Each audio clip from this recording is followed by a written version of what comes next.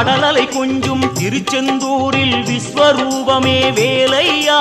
பழமுதி சோலை அறுபடை வீடும் புண்ணிய தரிசனம் முருகையா